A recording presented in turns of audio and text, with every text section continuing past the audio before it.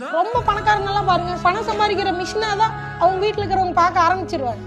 ஏன்னா பணம் சம்பாதிக்கலைன்னா அப்புறம் அவங்கள மதிக்க மாட்டாங்க.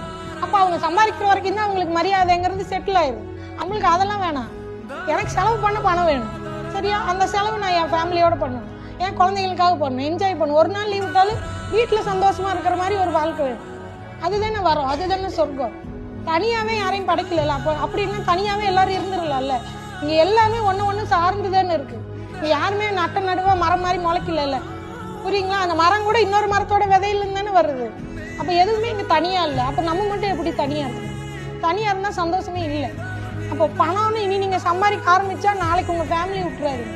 உங்களுக்கு இப்போ கையில பணம் இல்லை, உங்க அப்பாவோ இல்லை உங்க வீட்டுக்காரோ யாரோ தானே பணம் கட்டி அனுப்பிச்சு வச்சிருக்காங்க. நாளைக்கு பணம் சம்பாரிச்சோன்னா முதல்ல அவங்கள திரும்பி உங்க கூட கம்பேர் பண்ணக்கூடாது. அவங்க தான் உங்களுக்கு கொடுத்தாங்கிறத மறக்கவும் கூடாது. அவங்கள ராஜா மாதிரி வச்சு பார்த்துக்கணும். ஆனால் ஒரு